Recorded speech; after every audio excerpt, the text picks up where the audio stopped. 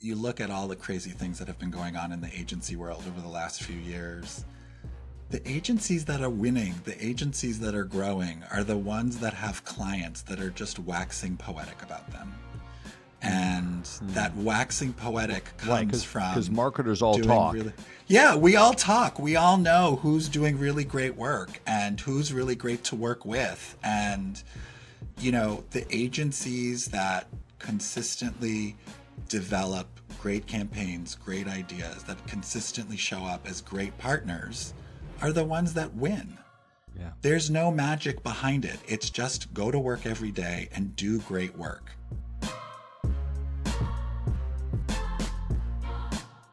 Armin Molavi, welcome to Building Better CMOs. Thanks, Greg. Good to see you. Yeah, long time since we've caught up here. Yeah, no, it's great. And we haven't really talked to you much, I don't think, since you have the new gig, so I'm super excited to get into that.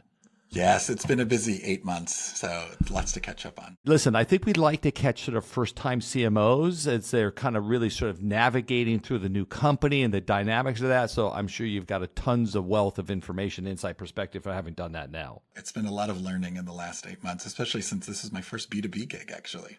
Oh, is it? Oh, I don't know that. I realized, so, versus the stuff you did at Havas or Hilton or any of the others, right? Yeah, 25 years of B2C, and this is my very first B2B gig. So I've been learning a lot. It's been a fire hose. What's the saying? Like drinking from a fire hydrant. It's been a lot of that. It's been great. Yeah. Well, and also to your PE back, so they're relatively kind of you don't have to acknowledge this one. You don't have to. Oh, you did already. I was going to say those be kind of demanding environments. Let's say, and listen, that's what we're going to talk about today a little bit about working with PE. Yeah, because that's important. A lot of marketers, a lot of my board members are looking at that kind of thing.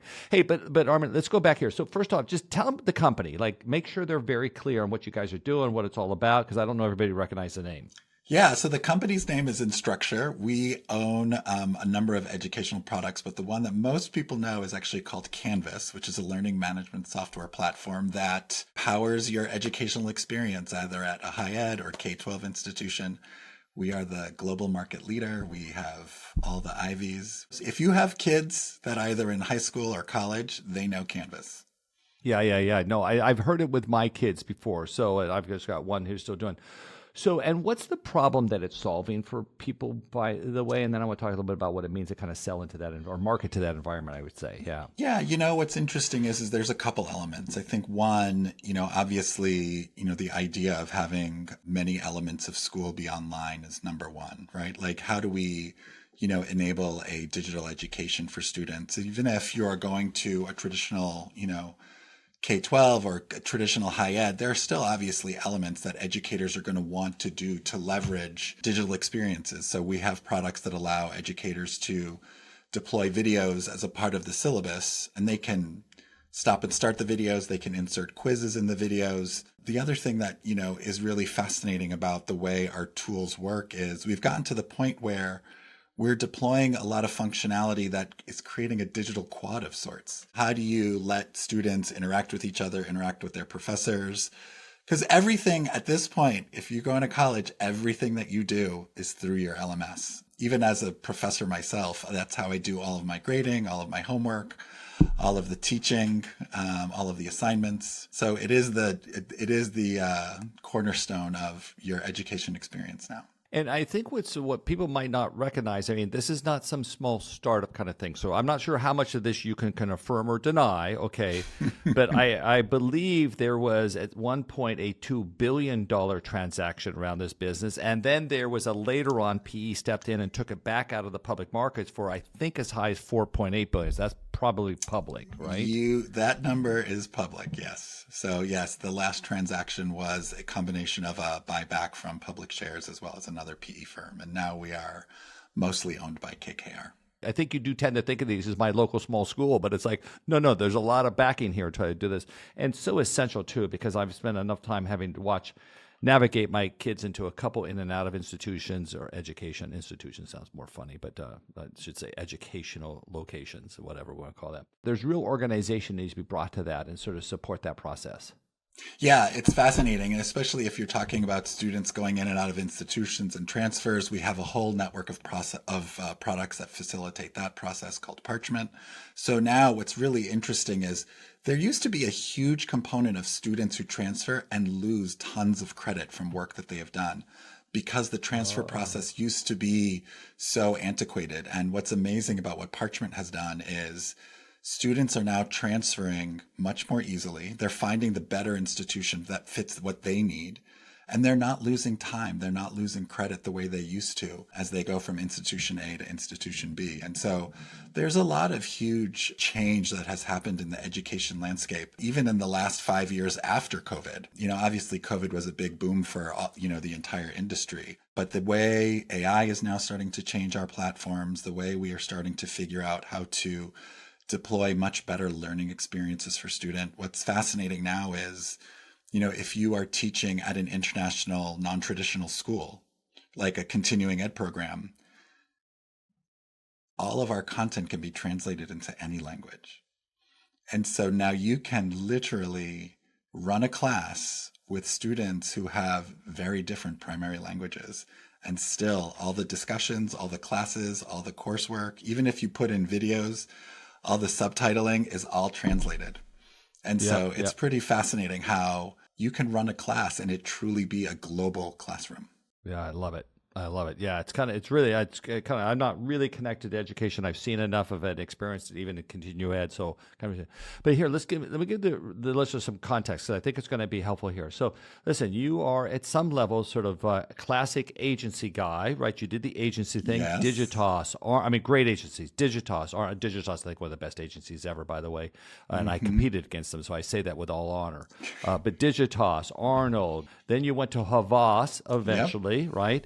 But you also then ended up over at Hilton with our best friend, Kellyn Kenny. I did. Kellyn and Amy Martin Ziegenfuss, Noah Abdallah, some really fascinating, amazing people. Yeah, I was agency for 20 years. I forgot Noha was there too. Noha was there too. Yeah. There was a huge crew. CMO of Choice Hotels and Kellyn's CMO of AT&T, right? Exactly. Yep. And Amy's over at Carnival. So yeah, there's a lot of us that we had a really great team there at Hilton. It was a fascinating experience. And, Kellyn is a phenomenal leader, phenomenal mentor. I mean, there's just so much you can say about Kellyn. She was my board chair here. Like, one of the greatest experiences of my career was the opportunity to get to work for her, in essence, right? As CEO of the MMA, right? Yep. Yeah. If I had to pay Ellen rights to, the things that she taught me, I would be in debt quite a bit, because I am constantly quoting Kellyn in meetings and whatnot. Now, what's interesting, though, is that then, listen, you got caught at Hilton with the pandemic kind of bullshit. So, like, the whole world kind of reshifted, but you ended up becoming a fractional CMO largely for private equity, right? That's what you and I have talked about the last few years. So maybe just give some experience, exposure in Instructure, if I can say that, for what does it mean to go work with P&E companies if you're a marketing guy or gal? Yeah. So after I left Hilton, it was right before the pandemic. Through a variety of introductions and whatnot, I started meeting a lot of private equity firms. And, they have their portfolio of companies and, some of them need help.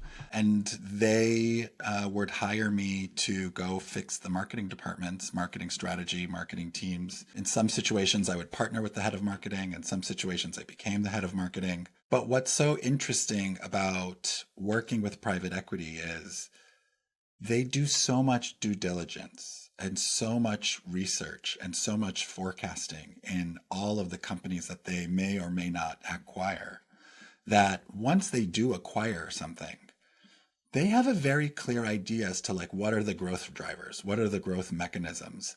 And the best part about it is the minute you can really get under the hood of what that due diligence was and really understand what they saw as the potential in these companies, you as a marketer can get very focused on, how do I deliver that growth? How do I validate? And in some situations, find other answers or find different answers of that investment hypothesis, right? You're not necessarily spending massive amounts of time looking for white space, which, obviously is a huge and, quite frankly, really interesting part about being a marketer sometimes. But, some of the companies that I was working with, I would show up and you would dive deep into the investment hypothesis of the PE firm. And they had a very clear roster of like, these are the drivers of hockey stick growth. And this is the way that we think we're going to hit our growth targets. And so you as a marketer can really now focus in on what was that customer need? What is that opportunity? How do you win? And how do you create the right value proposition to achieve that growth? Because the other thing to remember is most private equity firms are not buying companies for single digit growth. They are buying for big double digit growth. And so there's a lot of potential. There's a lot of excitement. And there's also a lot of energy around it. I think a lot of private equity gets a bad rap. And look, there's obviously some private equity firms that buy companies and break them apart. And there's no question. And I'm not going to, Yeah, they're financial engineers, right? Exactly. Right. But here's the thing. If a private equity firm is telling their CEO, you need to fix marketing, come talk to our friend Armin. They're looking for growth. They're looking to, make stuff happen. And that's the really exciting part for me about working with PE. Yeah, I mean, I think that's the funny thing. I mean, I think PE is listen, I'm more of a venture guy than I am. I have a lot of background in venture, but there's some similar, some different but similar dynamics there. But you're right. A PE is going to come in and they're going to do one of two things. Either how do I increase the multiple? How do I make this thing more valuable in the public markets when I take it back out, or how do I produce revenue? And I think for that, it's often growth rate is really just to your point. Yeah, I think that's what a lot of people don't understand. So you better have a good, but I love your point too, that in essence, they're a bunch of really smart business people, hopefully with a lot of experience, often sometimes in the domain in which they're playing. They tend to sometimes buy categories similar, right? They'll stick with that. Absolutely. They'll find a game plan or a playbook, I should call it, and they'll try to repeat that in different companies. And so you're right in some regards. You know what's funny about that, Armin, is I'm listening to you, I'm starting to think here, do companies themselves not do that? I wonder. That's a funny one. I don't know that. I don't know if we should answer that question. I'm afraid for my members to say that, but I don't know. I wonder. I will say it this way. This is the way I kind of look at it. There's a really healthy push and pull between the board of directors, the partner board for a company, and the leadership team. Agreed. And I've now, the back half of my run as a fractional CMO, I worked on, probably 7 or 8 different, portcos where I was like very involved with the board. Yeah. And every single one of them wants to get to the same goal. And everybody is open to really great debate. And are there times where our PE, our partners ask us to do stuff that we don't necessarily agree with? We, more often than not, actually go research and figure out what is the right answer. Yeah. And when we come back and we're like, you know what, guys, we looked at this and we really think this is the better way to do it.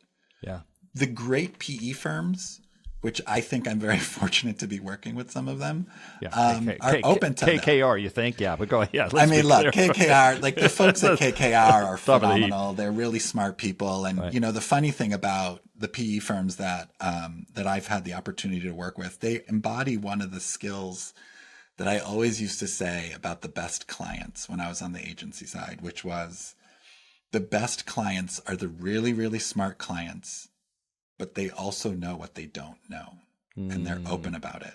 Yeah. And I think that, I've had so many conversations with partners at, all of these PE firms. And especially when we get into some of these topics around branding or, customer segmentation or funnel management, we get to a certain point and they say, you know what? You're the expert. This is where I'm tapping out. Like, you make the right decisions. And that's the best thing. Like, as a leader, what more could you ask for? It's funny you say that. I think that's very true. So, listen, I've known a lot of public company CEOs. A lot of them have been my friends over the years. And they've, a number of them have had to take their companies back private, right, out of the public markets. And the way that those who would tell me the truth, my closer friends would always say, I needed to untangle the spaghetti mess that we had created in the company. And I don't mean that disrespectful. I don't think anybody's trying to do the wrong thing. But when you're a public company, you gotta make the right decision, and then the investors have to believe. And so Right. you're always kind of zigging and sagging and trying to figure out, and you can end up with this sort of just spaghetti mess. Again, that makes it sound like somebody did something wrong.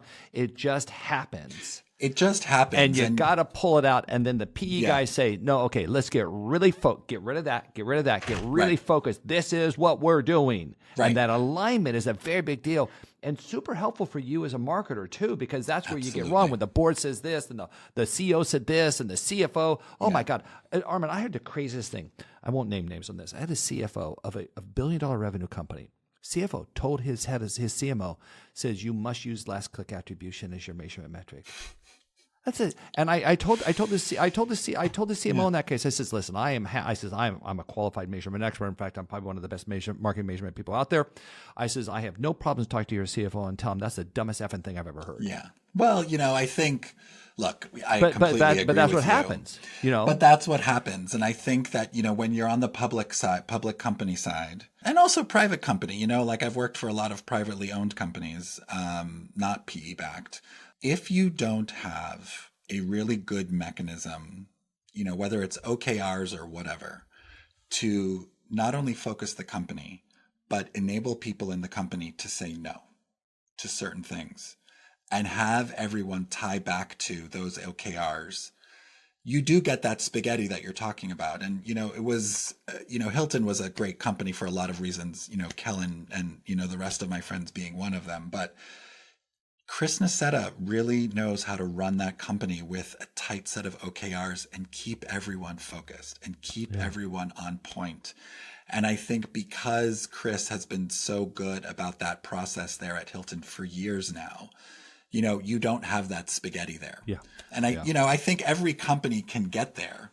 It's just a matter of, having the focus and the commitment to this is how we're going to keep things tight. And this is how we're going to keep things honest across the company. Yeah. Listen, congratulations. Like I said, a lot of board members have a secret conversation with me about how do they get into PE. So, congratulations, you successfully did that. I had a number of others, some still looking to do. So we'll see. Okay. So Armin, listen, let's get to kind of the first question here at Building Better CMO. So Bob Pittman said at one of my events, he says the only advantage getting older is pattern recognition. And I think some of that pattern recognition comes from sort of advice you've been given over the years and sort of playing out some of those theses. And I'm sure there's good advice you've given. Maybe we'll get into that. But over the course of your career, what is some of the best advice you've ever been given? Like as you look back and go, wow, that really changed things. That shifted my perspective on it. What do you think it was?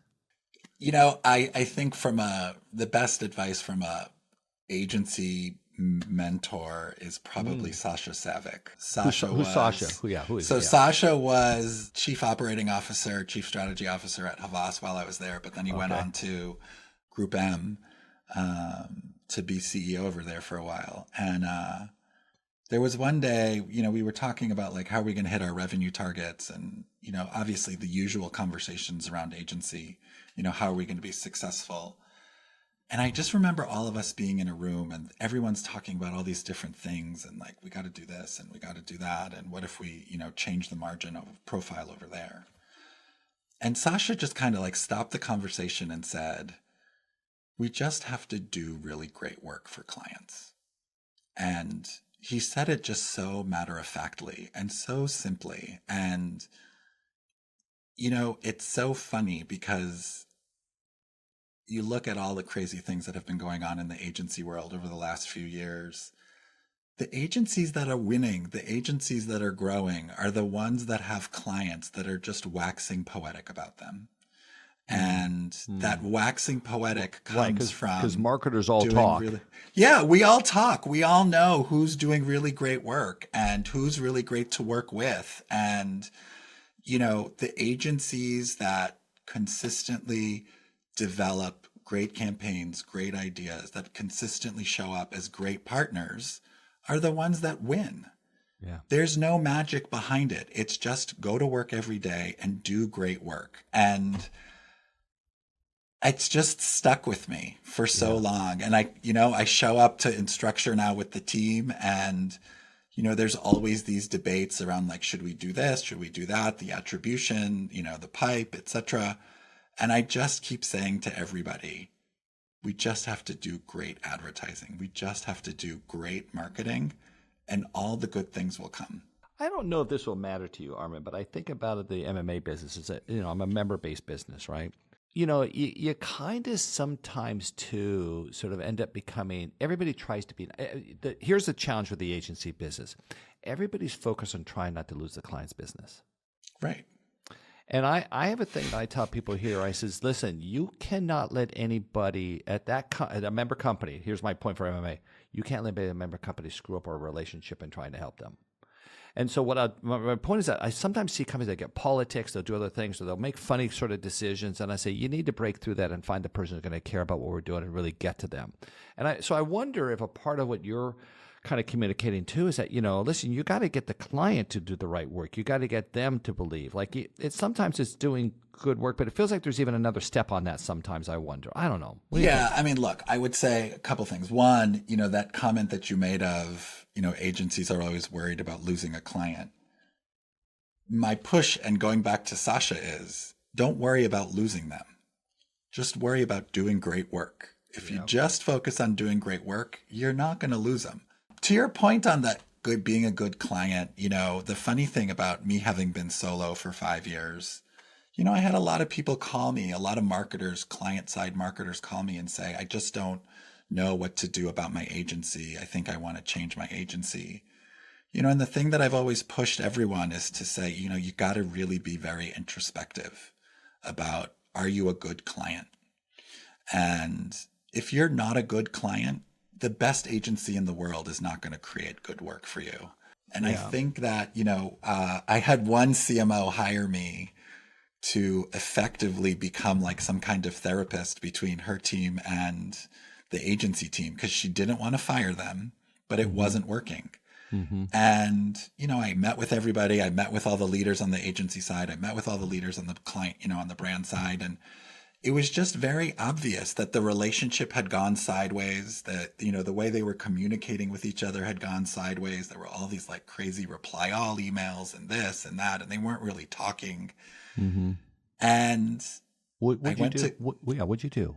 So when I went back to her and I gave her a readout of like, this is what I heard from all the stakeholder interviews. Yeah.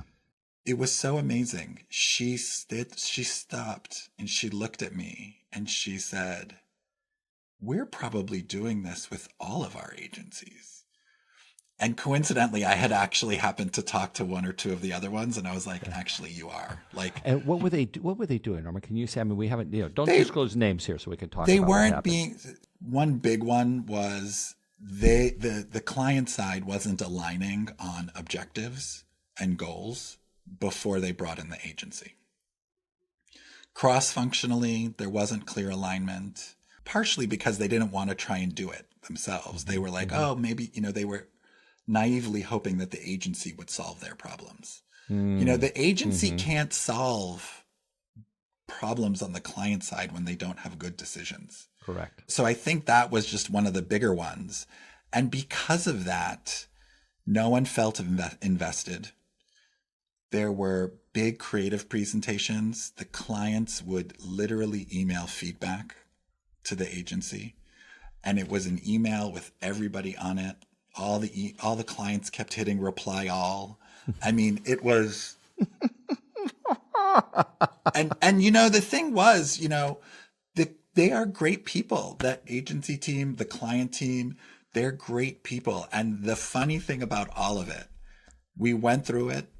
I gave everybody all the feedback, coached them for probably another 4 or 5 months. This was 3 years ago. They're still together. Yeah, great. And I think that's the key. Like the agency, the agency's got to be a great partner. The client has got to be a great partner, because otherwise the work isn't going to be good, no matter what. I like that. I like that there's a sort of a focus of how do we get back to sort of work together. I mean, to your point, it sounds like there's a little bit of marriage, couples therapy going on and that kind of thing that you're trying to sort of untangle a little bit. I think a lot of CMOs need to start thinking about some kind of couples therapy before they go into an RFP. Because if you really like the agency, changing agencies is not easy. Looking for new agencies is not easy. You got especially all your with a built great up. shop, you've got your systems. I really do think that there's so much that can be fixed. So yeah, and it's, now that I'm on the client side, it's so interesting. Like we had actually this morning, we had our first big meeting with one of our media partners. And I briefed them on our brand strategy. I briefed them on where we're going. I briefed them on, our roadmap. And, the media lead, towards the end, he was like, it's so great that you're sharing all of this with us, obviously under NDA, et cetera, et cetera. But I said to him, I was like, how can you possibly be my best partner possible if I don't share these details with you? Yeah. And I spent so much time on the agency side and clients wouldn't share all the details. And, I think it's holding a lot of these client agency relationships back, as well as client media partner, same thing. Yeah. You know what I'm thinking about here as I listen to you a little bit, we've done a lot of marketing org work. We've been working on that for 10 plus years with a team of professors led by a guy named Dr. Omar Rodriguez and, an ex-Coca-Cola guy, and thinking some of that through. And it's interesting. The thing that we know drives success, the things to do in a marketing org that improve sales, like we've done the analysis the professors did, to be fair, it tied it to Dr. Sundar Barrawatch did this work. Probably one of the best finance-oriented marketing professors out there. And the two of the things that mattered most was a sense of shared mission, which is a variation of what you were just saying there. That's what I heard as you talked about, that we're not aligned in the same way. So what are we out to accomplish? And by the way, we have found consistently when we go in and work with a company, work with a marketer, and just for the listener, we're not a consultancy. We're trying to solve bigger problems than that as the MMA. But it's a sense of shared mission, and also too, what's funny is a sense of psychological safety. That people have an ability to express this. Yeah, I just say I hope the listener could see how your eyes just open and roll on that one. Exactly. Absolutely. I mean, I think the shared mission and vision, quite first of all, actually doubles back to that conversation we were just having earlier about like my PE partners and whatnot. Yeah. But also the safety piece, making sure that everybody knows that they can speak up, that they can swing for the fences, that they can share big ideas that could be gambles and not have a repercussion from it, is so critical. And I think it's even more important in this remote hybrid world that we're living in, because creating that kind of safety when you have this screen in between all of us, and you're not physically with people, and you're not seeing body language, and you're not seeing the quiet people in the room the way we used to in conference rooms, being able to see that person that you're like, oh, you know what? So-and-so in the corner usually has big ideas, but they're being quiet right now. Like, I want to know why they're being quiet. And creating that environment where people feel comfortable to speak up is so critical. I think this also gets to the whole nature of work of not working together as much as we used to. I wonder what damage we're doing around that. I can't believe it's good for us at the end of the day. I think, look, we are a fully remote company. We do have a headquarters in Salt Lake City. What I have realized is you can't just take on the benefits of remote work. Right? Like, there's tons of benefits. What does that mean? So think about it. What are the great things about working from remote? Flexibility. Yeah. I can wear pajamas to work in the morning, whatever it may be. Yeah. There's also a flip. The flip to it is you have to find ways to spend more time with people one-on-one. Agreed. You have to understand which are the kinds of bodies of work that you still need to physically get together for. Mm-hmm.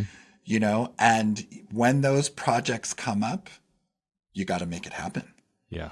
6 or 7 weeks ago, I was working with something with my chief product officer, and Sharon and I were looking at each other. We were on Zoom, and, I can't remember who it was. One of us were like, we just got to get in a room. And we looked at our calendars. We were like, yep, Monday. And so I trained down to New York. One of our colleagues flew in, 4 hours into WeWork, and we banged out so much work, and it was amazing. Love it. And love it. You have to be open to that. When Sharon and I were looking at calendars, he was like, oh, Monday would work. But he was like, oh, but I can't travel. I was like, yep, I'll come down. Not a problem. Yeah. You have to have that flexibility. You have to have that, openness to say, yep, Monday might not have been a great day for me to go to New York, but we needed it to happen. You also have to have the thoughtfulness of where to take advantage of opportunities.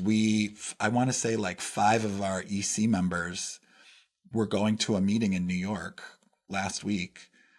I knew I needed to have a brainstorm with 4 of them. Mm-hmm. And I tagged them all in a Slack, and I was like, hey guys, like if I come down before your meeting, can we get time? Can we have a 3-hour brainstorm? And everyone, obviously had to rearrange their schedules in the morning. But it was the right thing to do. And so that's what I mean by you got to do both sides of it. Another thing that we do as a company is when the EC team gets together, one of the dinners is always public for all of the employees at our company that are in town. Wow. So like if we have a leadership team meeting in Boston, we always free up one night so that all the Boston employees can come to cocktails and dinner with us. Like you have to have that mindset. You got to think about these elements to counteract the not ideal parts of working remote. Got it. Hey, Armin, I want to move on to something else, but you know what? You'd given me some pre-notes, and you mentioned that Kellyn Kenny had given you some advice. So I would be remiss, given what fandom I have for her and you too, that we didn't just hear what was the advice she gave you. Yes, Kellyn is an amazing human being. And, when I was leaving Hilton, it was our very last day, my last day in DC. And I didn't know what I was going to do. And we were having dinner, and it was just one of those, fabulous, great dinners, Mm-hmm. And she was like, what are you going to do? And I was like, I don't really know, Kellyn. And she looked at me and she said, no matter what you do, you have to either build something or create or, fix something. Or fix something, yeah. And I didn't really know what she was getting at. And she started to say to me, Armin, when I look back at your 3 years here, I think about some of your biggest wins at Hilton. And all of them fit that mold. All of them fit that mold of you being great at building stuff, figuring out problems that we had and fixing those problems. And the minute I ran out of, and she truly said this to me, she said, the minute I ran out of big things for you to build or fix, I could tell that you were starting to get bored. And, so she was giving you personal advice. This is not her general advice. This is like, look, that's what's great about her. She looked into you and said, this is what you need to do. So next time you see Kellyn, she will tell you this is true. After that, I had, in the 5 years that I was working solo, I had 32 clients.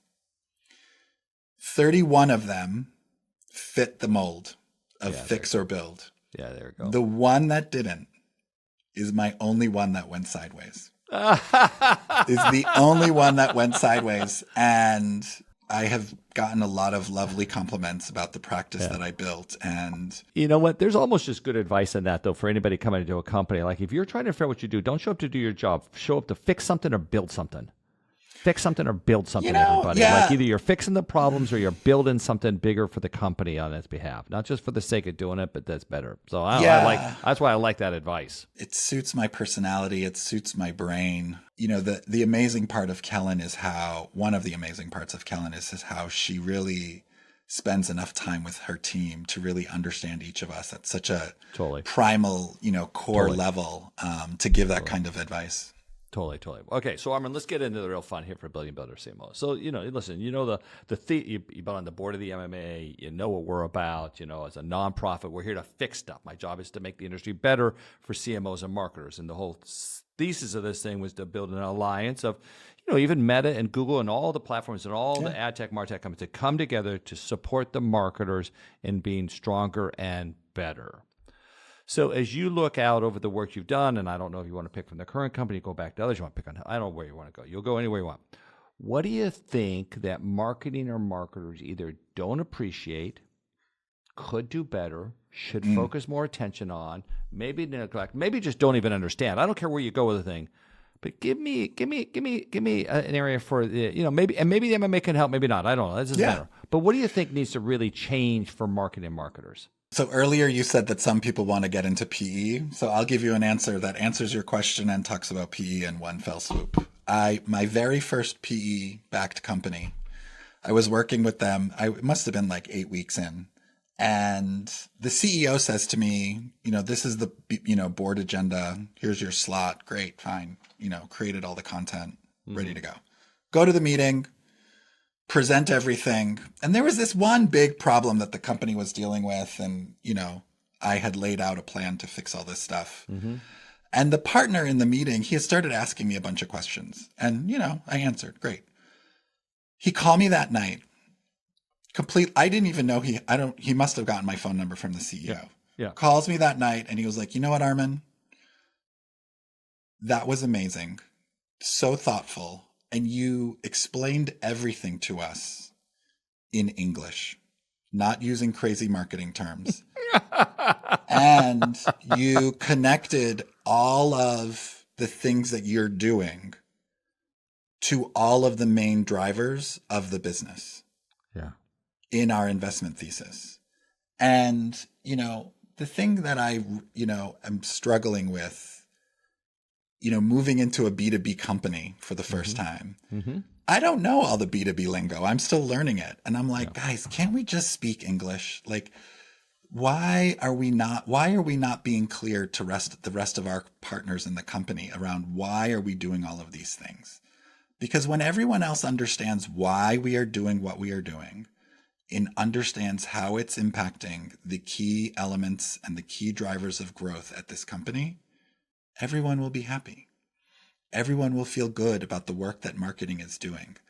And I really think that too many CMOs and too many marketing teams try to be too fancy in all these presentations and conversations, and they don't get alignment cross-functionally. And without that alignment, you're dead in the water.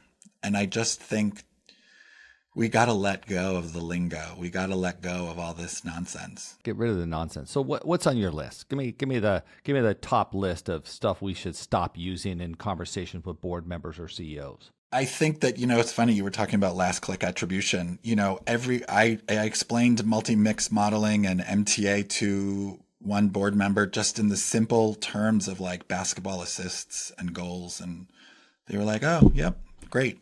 Like this whole thing about like multi-touch attribution and like weighting benefit and, allocating performance. You don't need to explain it that way. You just don't. The way we talk about primary research, conjoint analyses, it's just so overly, overwrought with lingo. I think that, we're in the process right now of creating synthetic users with AI to test creative. We've done some work. MMA's done some work around that. We should help you, but go ahead. Yeah. All we did was we just used the language of the company. We created AI agents that replicate our customers. And everyone's like, oh, great. Synthetic personas. What does that even mean? I don't even know what the phrase, if I'm not a marketer, I don't know what that is. And so it's just that kind of stuff that I think we need to get rid of. It's funny, you kind of hit on the fourth of the things that marketing org work the professors have discovered, which is around operating clarity, which I think is a variation of what you're saying right now. Can you give me an example of how that played out in any one of the, I don't know, you can go nameless on the company so you can speak freely. So I don't know if you want to make it about Instructure or you want to make it about somebody else from before, but what do they need to get right? Like, what do you try to push to? How do you filter either your PowerPoint presentations? I mean, that's a way to look at that. Like, what do you do there? Or do you have rules of the road? I don't know. Go after that in some regard. First, I actually don't do that many PowerPoint presentations with my colleagues. Okay. Fair enough. Maybe a bad example, right? But I think that's part of it, Greg. We presented a new brand strategy, and I just laid out like, this is why we need a new brand strategy. This is what I think a new brand strategy is what it's gonna do for us. And it was no slides. It was just a conversation with the rest of the, EC team. And then we showed them the work. And that was it. I don't need to do this big song and dance. Like, keep it simple. Like we keep saying that, keep it simple, stupid, in all of these like campaign ideas, but we don't take our own advice.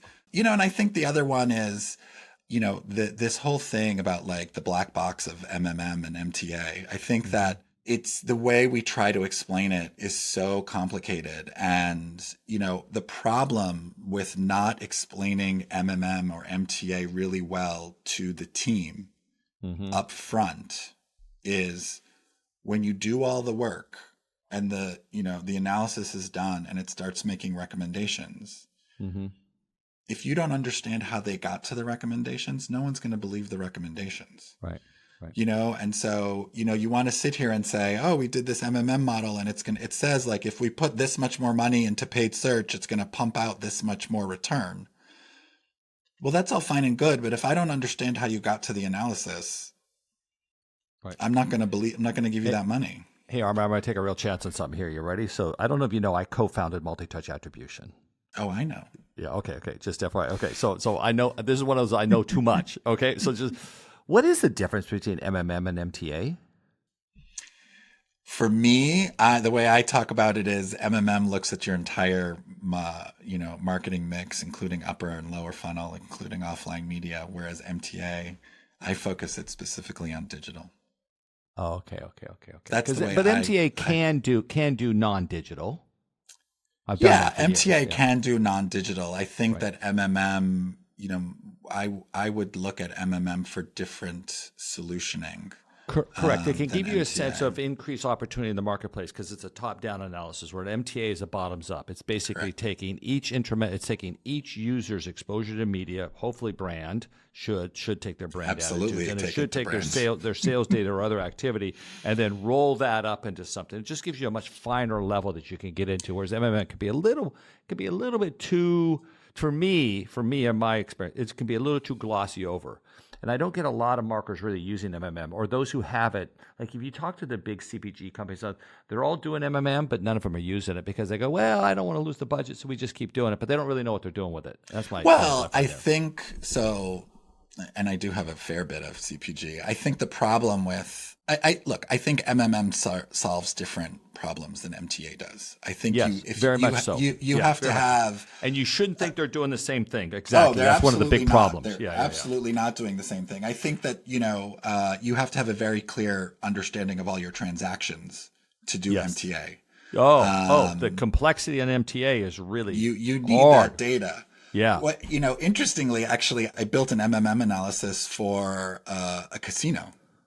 Because the thing to remember is with casinos, you don't know every transaction, right? Like you don't know every bet, every gambler. I don't know what the sale is. You don't know what the sale is, right? Right. Now, at an individual level, you do know in aggregate. I know how much money came in today. Right. And now when you have that kind of aggregated data, you can't do it with MTA, but you could do MMM. Okay. So let's go back here. What's the fix, though, Armin? Again, I do the podcast, one, because I like to talk to my friends and I like to talk about marketing all the time. But also, I got to go fix stuff. Is there a thing for me to go fix, or a thing for the MMA here to work on? And some of the things that you've talked about, this reducing the jargon. I don't want to overly simplify it, but it's sort of talking in business terms. It's connecting to business terms, which we don't do a very good job of. I think that's the big one. I think it's connecting to the business objectives. We don't talk about enterprise value. Correct. In my experience, right. Right. And I think that, when you look at an investment hypothesis from a PE firm that's bought a company, they've got a very clear timeline. They've got a very clear set of drivers. They know what's going to impact top line. They know what's going to impact bottom line. Okay. And once you start deconstructing those drivers, I can very easily look at those drivers and say, you know what? That one has nothing to do with marketing. That one marketing can absolutely drive. And these are the ways marketing can impact the other ones. And from there, show the measurable, like repeatable metrics that marketing can drive that ladder into those. You can very easily start creating a dashboard of marketing metrics that very cleanly tie to that PE investment hypothesis. And that's what everybody wants to see. one of the things that I built for a number of my companies and boards is just a basic traffic light dashboard. But here's the thing. Because I have proven to everybody how these different metrics ladder into those drivers, everyone's perfectly happy with the dashboard. We start the meeting, and the only thing we talk about are the yellows and reds. Yeah. And that's it. But Armin, let me ask you a question though. Sometimes though, it gets into brand, and brand is kind of an amorphous concept, in particular for finance types, can be. So how do you have a conversation with stitching brand to enterprise value and or stitching, lower funnel? Now you're in B2B, so I'm not sure if that applies. I don't know. How do you think about that a little bit? I'm thinking about it both here at Instructure as well as other companies. Brand is a combination. The way I look at brand is that it's the amalgamation of the way consumers see your company in the context of the category. Okay. And I think about asking customers, what are the most important drivers of decision in this category? Okay. Yeah. Rank them, give them priority, and then ask everybody, what do you think of us as it relates to those drivers, as well as our competitors? And if you can set that up, which is not that hard to do, especially now with all these new ways of sampling and whatnot, you can now deconstruct this idea of brand, right? Or brand awareness or brand preference into, oh, I want my LMS to be cutting edge. I want my LMS to be easy to use. I want my LMS to be these things. Okay. And once I now have deconstructed it into those attributes, and I can say to people, oh, we're underperforming on these attributes with these stakeholders. Yep. I can now say to everybody, we're doing campaigns against those specific weak points. Yeah. Okay. And now I don't have to talk about brand anymore. Yeah. I just look at everybody and say, this is about driving preference. This is about driving, those attributes. And so it's no longer amorphous. Right. And you're not necessarily allocating budget. I mean, it's still hard to say, like, should we spend 5 million, 10 million, 100 million, whatever the story might be. But at least you sort of put the focus on the thing. And until you see those metrics move, you should keep spending, is kind of what you're saying. Absolutely. And I think you can prove, I think that there are ways that you can prove that campaigns in the moment are likely to move those metrics. And I think there are ways that you can, create leading indicators. Mm-hmm. And once you've got that and you've shown the math, if you will, mm-hmm. Yep.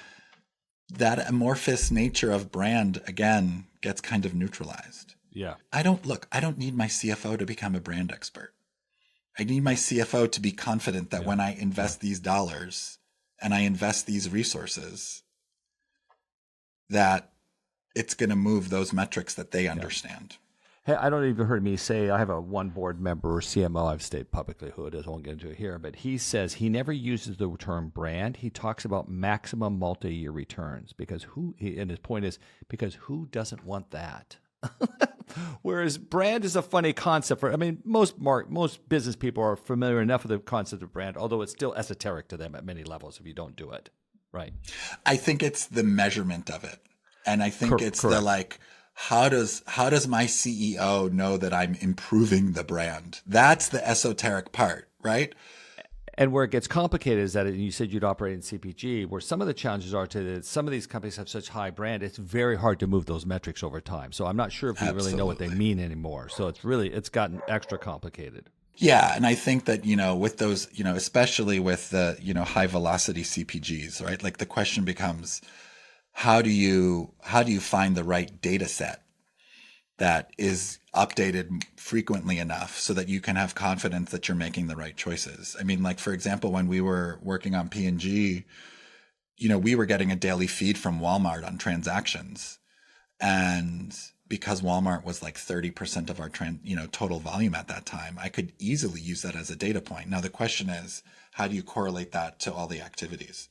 Right. And that's where you get into MMM, MTA, all sorts of things. How do you deal with, what's the difference in B2B versus B2C? Like, I don't know, yeah. Oh boy, I got a reaction there. Here's the thing. It's not. It's not. I think that everyone wants to make all of these, stories about how it's dramatically different. At the end of the day, I have to convince people that if they give up their budget for what I have to sell, it's going to make their life better. Yeah. At work. That's what marketing is. Hey, Greg, I've got this mouse. If I sell it to you, it's going to make your life better. That's all it is. Are there other complications? Sure. Longer buying cycles, multiple stakeholders? Sure. But you have to understand the audience, have empathy for their pain points, understand how your product is going to solve those, and connect the dots. Yeah. It's Well, not like that different. We should write down that framework and just give it to every marketer as a little plaque on their desk right there. Right, exactly. I like your point too there. It's funny. I don't often. You kind of caught me there off guard. Like empathy for their pain points. I'm like, ooh, do I have empathy for my marketers? Yeah, I think I do. I've got to think that through a little bit. Right. I just think that everybody has something that could be better.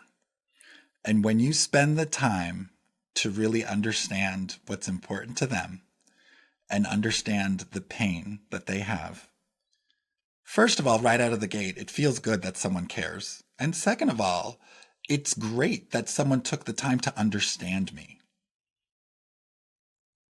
Awesome. I'm ready to listen to you. There you go.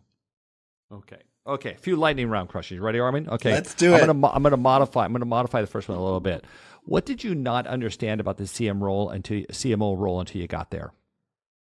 What did I not understand about it? Yeah. What did you think? Like, ooh, that kind of caught me off guard. I didn't kind of see that coming. I mean, I know what it was when I first became a CEO. I'm very clear what happened around that. But I'm curious, like, as you look back when you started becoming CMO, because you moved from Hilton, where you were the head of media there, right, to then eventually becoming sort of interim CMOs. Now you're a full-time CMO. So I don't know. How do you go like, oh, I didn't kind of understand that complexity. There's a lot more business operations that I realized. It's been a long time since I took an accounting class at UMass. I think that,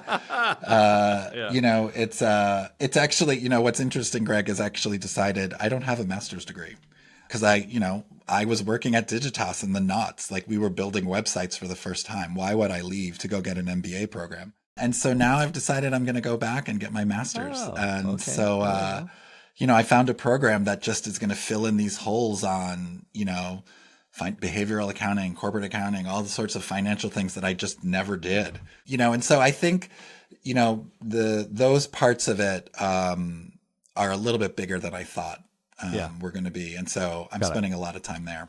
Okay. Another lightning round. Who do you most admire in marketing, past or present? So I don't really think he considers himself a marketing person, but I'm going to say Simon Sinek is someone I knew that was your answer. So why? I mean, I think he's great. What do you think? Who is he? Just in case the listener doesn't know. For those of you who don't know, he's a influencer. He's a author, thought leader. Simon, the way he talks about empathy and humanity, you're going to find his content on TikTok or Reels or wherever. And he talks about understanding people. He talks about, like, there's this one thing that I saw him talk about, whenever you as a human being just are in a bad spot, all someone needs is just 8 minutes with a friend. 8 minutes with a friend can be hugely impactful to just the state of your brain and your mental psyche. And he talks about this concept, and it just brings me back to Maslow, and it brings me back to hierarchy of needs. And you got to understand people at the base. You got to understand what they really need and work your way up. And just the way he talks about it is just very kind of inspiring to me. He's the author. I don't know if it's actually the book is called that. I don't, but he's the architect of the concept why. Yes. Yeah. That's what he's really known for. Yeah. No, I think he's phenomenal. I love when he comes up on either my TikTok feed or YouTube or Reels or whatever. I always listen. Okay. Last one. You ready for this? Okay. Yes. If you were to give advice to a marketer, so today's Friday, Monday, right? So I don't know when people are listening, but let's just, if they're going to start doing something differently on Monday, what would that be? As a marketer? Mm-hmm. Yeah. If there's a bit of advice, if there's one thing you would tell marketers to listen to, and some of what you said here today, maybe to summarize, like, what should they start doing differently on Monday? Do you know? The one that's killing me most right now is how everyone keeps looking at AI as a reductionist tool. I think that everybody missing the point. They're missing. I totally agree with you, Armin. This whole this thing stupid about, efficiency like, thing. Yes, it's great for efficiency, but you're missing the point. That's not the X factor, people. Yeah. Sorry. I asked you to answer. Then I told you. Sorry. Yeah. I spent a lot of time thinking about it. We spend so much time on efficiency. I can only cut 50%, and even then, I'm not really sure that I can get there. But I can. But I can 2, 3, 4x. In fact, we know from our. Sorry. Now you really got me. But that's it, Greg. That's the thing. It's so funny. A couple of weeks ago, I was flying home from somewhere. It was this like 5-hour flight. There was a gentleman sitting next to me. He was like late 20s. He was on email and Slack and whatnot the whole flight. It was quite frankly very impressive. And at the end, you could have been sitting next to me, but yeah, go ahead. Yeah. At the end, he put his laptop away. He started talking to me, and it turns out he has his own business and all this other stuff. And he started talking to me about AI. And he was like, yeah, I'm trying to figure out how to automate a lot of stuff with AI so that I can cut my workforce down from 12 to 8. And I looked at him and I was like, if you ask me, that is the exactly wrong thing to be doing with AI. And he was like, you could see his face kind of like, oh God, this, old guy doesn't know what he's talking about. And I looked at him and I said, instead of thinking about how to get it from 12 to 8, why don't you think about how to get those 12 to do the work of 20? Like, there's so much more that can always be done. Yeah. And, exactly. I was so, exactly. You gotta, there's so much more. There's so many better things to be doing. And I was very fortunate to spend some time with the product manager from OpenAI on ChatGPT. And, he said to me, he has a not to do list. Whenever he is going about his day, professionally, personally, whatever, and he's doing something that he just finds annoying, but that it has to be done, he writes it on his not to do list. And whenever he has time, he figures out how to get AI to do it so that he doesn't have to do it anymore. And he's now taking that new freed up time to do something else. And they had a product of ChatGPT of OpenAI has a variation of that kind of thing. It's something like that's when they build a product, he's making a list to the side. I think variation. Yeah, that's the thing. That's the way I kind of look at it. Here's why I think that's so dopey. This is what really bugs me about it. And I do this with I have some CEOs who run their regions, right? And I have them go through a business planning exercise. When we do business planning every year, I have them write, what are you going to do? What are you going to focus on? What's going on? Make me a list of 5 to 10 things you're not able to get to. And Armin, I'm telling you, if you do not have that list for me, that's not good.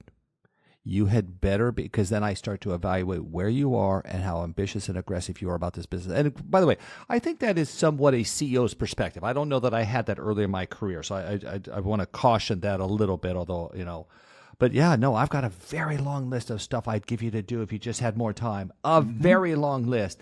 And if I'm not being a good business leader, if I don't have that long list, or work with the team to have that long list and then help them focus. There's so many things I could do for my members that is just hard to get to because of the restrictions of human capacity right now. Yes. Right. And then the question becomes, how do you broaden human capacity? How do you create more potential? How do you create more? What I can't tell, though, listen, I come from the age when we used to send, so I'm from the agency world, where we used to send, you're probably not this old, maybe, we used to send bicycle messengers, call the bicycle messenger to come pick up the form to do the typeface outside the company. Like they would do they would do copy at some machine somewhere else because we didn't have computers in house to do it. Like I'm in the Wayback Machine. Okay. So, but you think about how, and then we got the fax machines and so on. But like you think about how fast, like I don't know if there's a breaking point to the speed at which we're starting to ask people to execute against. That's what I'm not sure. I wonder if there's a limit there, maybe somewhere someday. I don't know. It's interesting. I don't even know. I don't think it's about speed. I don't ask my team to go faster. It's not about going faster. But you're it's trying about to create doing efficiency. different. It's about creating efficiency Yes. sometimes in the things that they do so they can get more done for the company. Listen, no But that's company not progresses if speed. you don't. Well, but no company goes anywhere if you do not get shit done. Totally. Oh, I'm such maniacal here. My 100%. team would tell us, did we agree to do that? Okay, great. Did we agree on timetable? Okay. Did we get it done? And if not, then what are we doing to get it done? Because if you don't get it done, you're not creating any value. You have to get stuff done. 100%. Yeah. 100%. Armin, I was so looking forward to doing it. It's so much fun. Me It's been too. great getting to know you. I know you and I had a bunch of great. I still remember I was in a taxi in the back of in Brazil. It was in the back of a taxi in Brazil talking to you about your PE thing. I remember we were talking about our stuff before you went to the job. I still remember, I visualized the whole thing where it was. So I've really enjoyed this. I can't thank you enough. Thank you for having me, Greg. Thanks again to Armin Molavi from Instructure for coming on Building Better CMOs. Now check the description of this episode for links to connect with Armin. If you like this episode, you might also enjoy my conversation with Andrea Brimmer, the Chief Marketing and PR Officer of Ally Financial. We talked about Ally's commitment to investing equally in men's and women's sports, the research MMA and Ally have done together to bring data into brand marketing, and what it takes to transition from account manager to marketing leader. You can find that episode on YouTube, Spotify, Apple Podcast, or wherever you're hearing me now. Now, at the Marketing Media Alliance, we are working to make marketing matter more through conferences, research, and education. If you want to know more, visit MMAglobal.com. You can also email me directly, greg@MMAglobal.com. Now, don't forget, Building Better CMOs is now on YouTube. Just go to bettercmos.com/YouTube to start watching. Our producer and podcast consultant is Eric Johnson from lightningpod.fm. Artwork is by Jason Chase, and a very special thanks to Angela Gray and Dan Whiting. This is Greg Stuart. I'll see you in 2 weeks.